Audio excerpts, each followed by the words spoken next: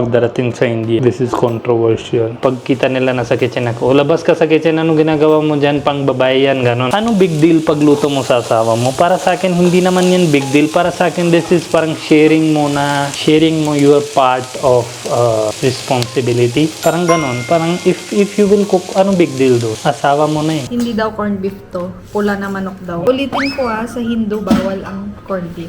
Sila Baljit, hindi sila Hindu. I'm sure madami kayong pinapanood na kagaya namin Filipino-Indian. Huwag kayong nalilito pagdating sa religion. Actually, iba-iba. Kahit magkaparehas ng religion, iba-iba din yung tradisyon nila sa bahay. Subo muna natin kay Baljit kasi kailangan siya mauna.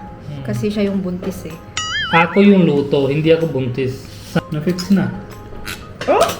Oo. Ano? Na-fix na. Oh? Paano mo nalaman? Malaman ko. Taga... India! Sa India? Siyempre, hindi na pumayag taga Canada eh. Ay, hindi pumayag? Hindi. Ba't hindi pumayag?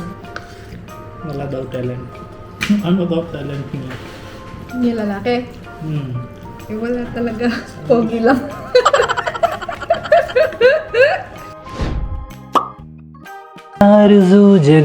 Nasa India tayo and this is 1 week of India which is para kay Sarah it's normal pero para sa akin this is like a 1 month kasi wala ako ginagawa. Ngayon luto natin kay Sarah kasi this is snack time niya. Gutom yung asawa ko tapos she's very much enjoying na last week na puro gulay. Oh my God, how much gulay na kumakain na Indian na ito. Then kahapon naluto na ako manok, finally. Yung buto ko nang kuha ng nutrients from manok na ako luto kasi ito, tingin nyo, kahit sino na taga-trabaho. Ang hindi ubos chismis pag dalawang babae sa bahay. Nag-start lang na ako vlog, tas chismis marinig na ito tinga. Sige, hihintay natin na ito dalawang babae silent. By the way, kita ko sa inyo, full of vitamin C candy. Yan. This is Indian gooseberry which is very asim, very asim. Pero baba dito sa sugar para hindi siya asim. Healthy daw. Ewan ko, fermented na siya sa sugar. So, anong gusto ni Sarah ngayon? Usually, it's a normal thing. Pero pag darating sa India, this is controversial. Normal na yan sa Philippines. Pero pag darating sa India, it's controversial. Ulan nyo, ano yun? Hindi naubos yung chismis na ito. Inis ako. Mamarinig sa vlog ko. Try natin, baka tindihan.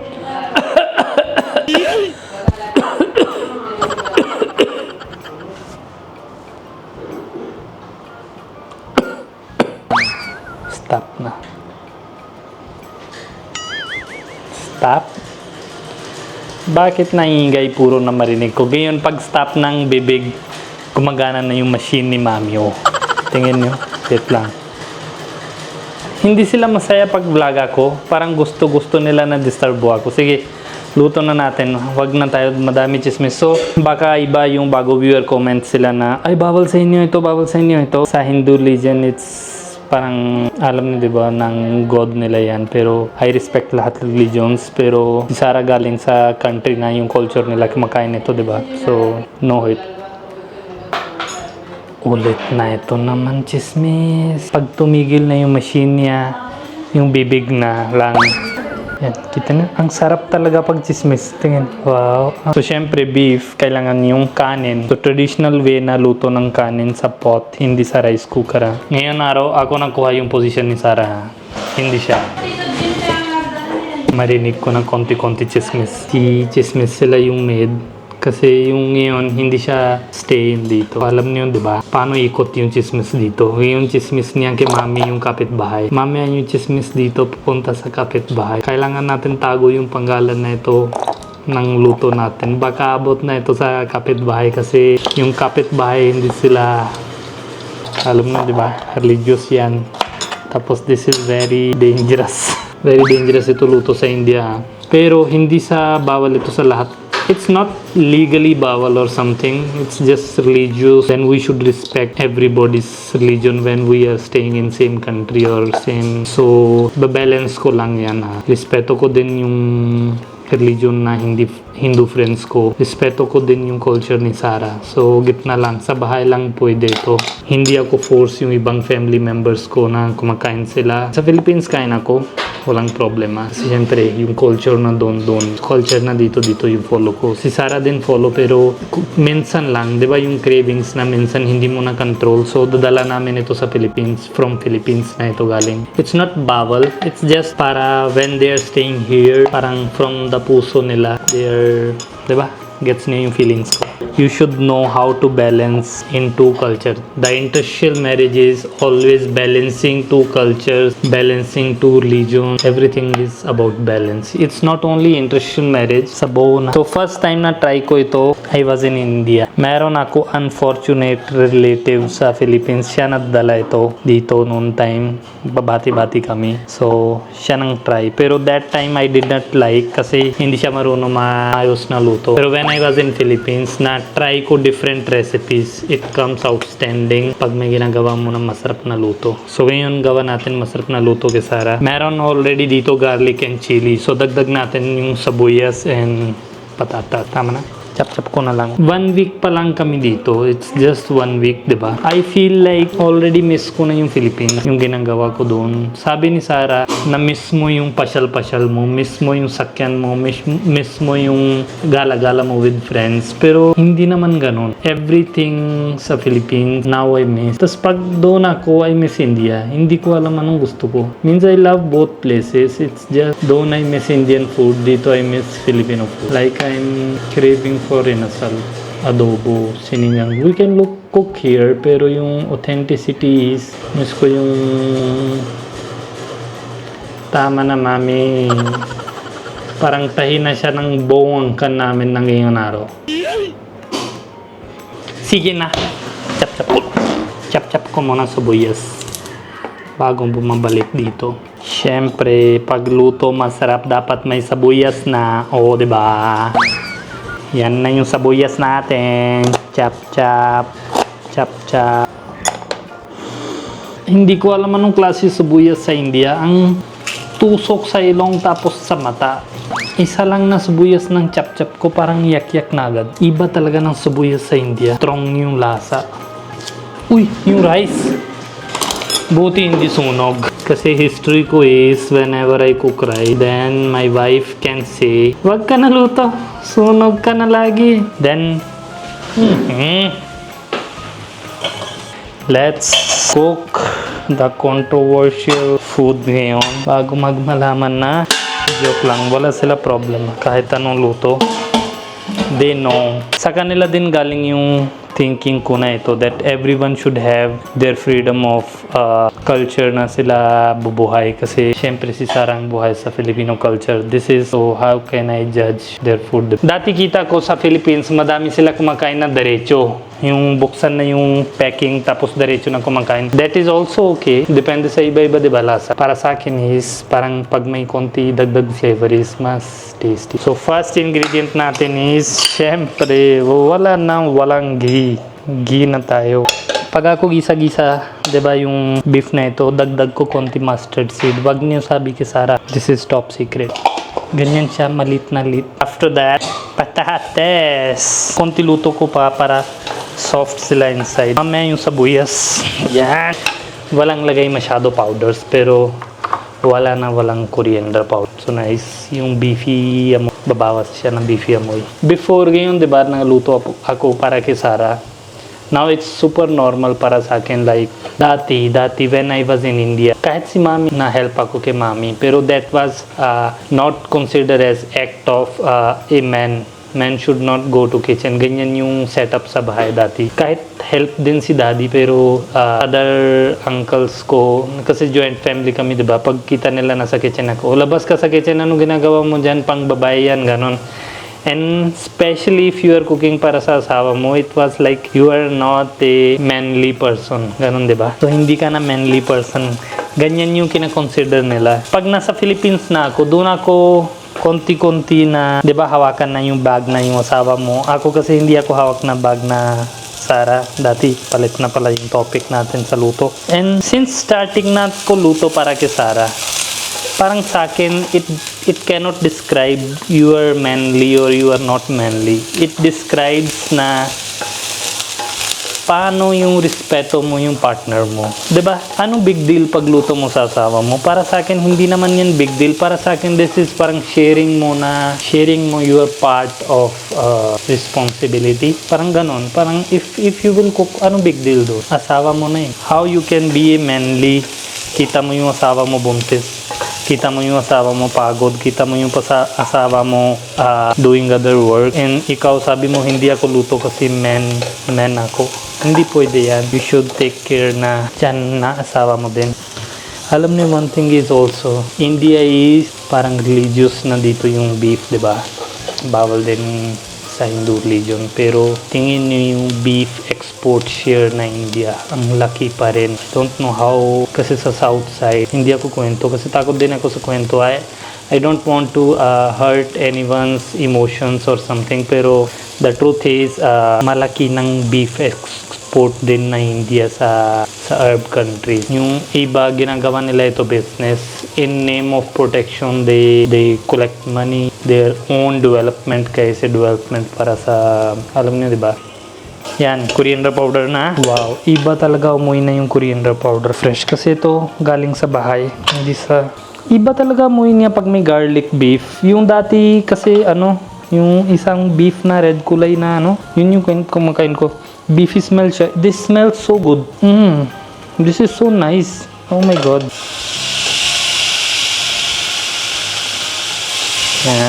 Sara! Luto ako sa'yo. Sara po! Sara po!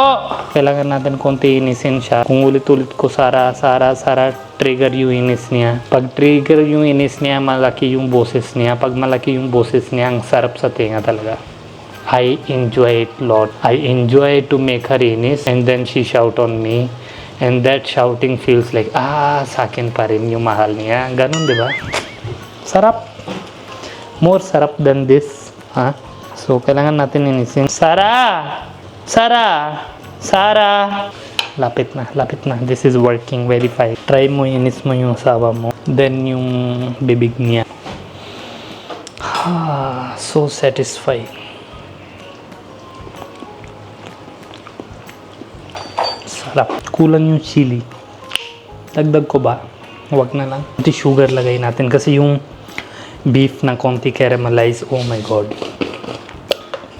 Konti lang hindi dami.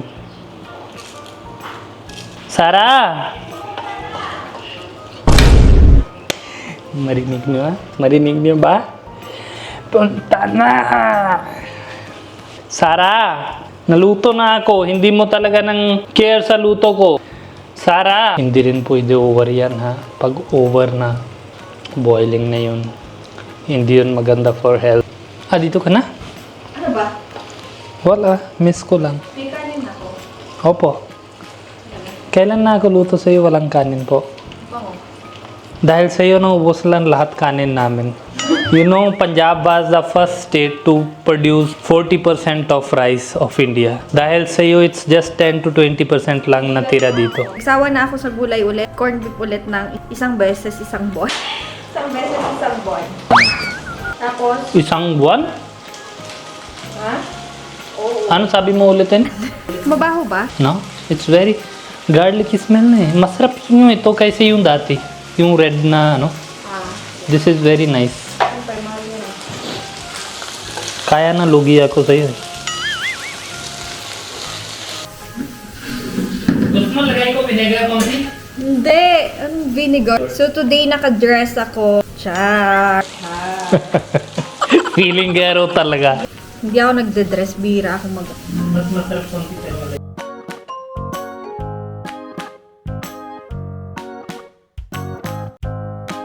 Kakain ka din ba? Kain ka din? Konti try ko lang. Wag ka corn beef. Sabihin mo, pula naman. Hindi daw corn beef to. Pula na manok daw. Oh. Ulitin ko sa Hindu, bawal ang corn beef. Sila Baljit, hindi sila Hindu. Okay? Ulit-ulitin ko lang. Kasi maraming nalilito dito. Huwag kayong nalilito sa pinapanood nyo. I'm sure madami kayong pinapanood na kagaya namin, Filipino-Indian. Huwag kayong nalilito pagdating sa religion. Actually, iba-iba. Kahit magkaparehas ng religion, iba-iba din yung tradisyon nila sa bahay. For example, Punjabi Sikh sila Baljit, Punjabi Sikh din yung kapitbahay namin. Pero, mas traditional sila. Ito very open. Like, vegetarian sila si Baljit, hindi naman vegetarian. Ganito kasi ang kwento dyan. Bakit open-minded sila, mami? Sa generation ni mami and daddy, pinutol na nila yung sobrang traditional, conservative. Kaya pagdating kila Baljit and Jahapan na, magaan na. Chill-chill na lang Modern sila. si daddy kasi. Modern Yung bago-bago siya kuha ng government job, tas alis sa bahay. Subo muna natin kay Baljit kasi kailangan siya mauna. Kasi siya yung buntis eh. Ako yung luto, hindi ako buntis. Sana ako buntis. Sarap buhay yun. That is very nice buhay para sa akin. May magko-comment na naman dito, huwag kang kumakain ng unhealthy. Unhealthy ba yan? Once a month lang. Process. I want to try without rice. Kasi yung rice na dilute yung lasa. Hindi ko gawa masyado spicy. Ay, ngayon after flavor Spicy siya. After rice na may flavor siya. Can you get, plate mo Sarap. kung gusto mong kumain? Yes, konti gusto ko. Kain siya kasi chili garlic. Masarap siya. Pag chili garlic, pasok yan sa panlasa niya. Masarap talaga luto ko kahit anong gagawin ko. Mm. Iba lang talaga yung lalaki ko ano. Ano na yung kwento ko sa inyo? Ano bang pinagkukwento mo kanina dito? Bakit kami open? Hindi, ikaw. Nung nagluluto ka, anong pinagsasabi mo? Ako? Mm. Sabi ko na luto ako kay Sarah kasi pagod na siya sa gulay. So, imagine nyo guys, kung naabutan ko yung masyadong traditional, tapos sama-sama Nasa kitchen na siya. sama-sama sila yung kapatid ni daddy, sama-sama sila, tapos kasama din ako doon. Di ba? Okay. Ang hirap naman nun. Kailangan tatakip na ulo mo. Kailangan daw Kailangan- nakatakip yung ulo. Hindi mo kita yung ano mo. Yung legs mo konti kahit konti. Depende na sa adjustment ng babae kung Yun ang Kaya niya galit nila sa mag-adjust. ano. Yun ang galit nila sa isa, yung taga-America kasi kita-kita daw yung paa niya sa labas. Sino Amerika? Kalimutan mo ba? Sino? Yung nag-aeroplane. Qatar? Qatar, if you are watching our video, meron ka na replacement mo. Min? May replacement na siya. Sino? Sino yung replacement? Hindi mo tindihan, sobrang slow yung processor mo Hindi. talaga. Hindi ka pwede certified chismosa. Ano nga? Hindi ko gets. Ako kuha na lahat chismis, ikaw hindi mo nakuha. Hindi mo na sinare sa akin. Siguro may bago. Oh, Ano? na-fix na. Oh? Ah, Paano mo nalaman? malaman ko. Taga anong bansa? India! India! Sa India? Siyempre, hindi na pumayag taga Canada eh. Ay, hindi pumayag? Hindi. Ba't hindi pumayag? Ha? Wala daw talent. Ano daw talent niya? Hindi lalaki. Eh, wala talaga. Pogi lang. Wag sana ganyan. Yung mga Hindi matatalinong nila viewers. invite sa'yo sa kasal. Tingnan Yung mo. matatalinong viewers lang mo makakaintindi. Pag invite punta ka, tanong ni mami kanina eh. Ay, sabi niya? Paano pag invite sila? Okay lang, basta walang away-away. Hindi ako punta. Hindi ako punta? No. Di ba? I have some life standards or rules. Alam mo, isa lang yung binili kong ganyan. Ganito. Masarap siya. Isang Pilipina, ginagawa niya sira yung religion ko. Excuse me. May napanood ako dito. Yung trending na kumain ng sardinas tapos dering-deri yung Pilipino. Ay, kahapon kita ko pala isa yung ano, itik. Ano tawag yun? Pit-pit? Pagpag? Ano yun? Sige na! Nanood siya ng Gusto ko kwento. documentary. Yung pagpag sa ano. Oh, pagpag. I was so shocked ng... No, hindi ako baba sa kanila or something. It's just, I did not imagine na meron ganito pala. Wala sa India, meron akong nakita din. Meron din siguro. Sarah, I'm not comparing Philippines or India. It's just, I was not expecting. Gets mo? Doon sa tambakan ng basura, doon tinatambak yung Kasi tirang Jollibee, McDo, ganyan. Tapos pinagpipilian. Tapos Kasi yung para sa akin yung Philippine government ma-extra caring, di ba? kahit may may lockdown, bibigay nila yung pagkain. Dito wala nung time na bigay daw nila ng pagkain. Yung mga mahihirap dito, Hmm. libre na yung wheat flour, di ba? Sugar, mga ganun. Ration libre. Dito guys, sa city, walang mga ganun. Hindi mo maramdaman na may binibigay. Siyempre, Depende sa income mo. di ko alam kung sa village. Pag hindi ka Sa full. village, da pa? Doon sa probinsya. Meron din dito, pero sa slum area. Kaya sa mga tatanong kung may palibre-libreng ano dito, wala akong ma-share kasi wala. Kapag ka may kaya yung family, hindi na, walang gano'n. Walang palibre-libre. Ganito. Wait lang ah. Ito yung kanin. Subo mo lahat. Tapos, andun yung tira-tira, ilagay mo dyan. Tapos, mix mo. Mix mo na asawa dyan. Huwag na natin bigyan yung binanto. Dahil Tingin-tingin siya eh. may mga sakit sila Ang sa mga ibigay. puso. May mga sakit sila sa puso.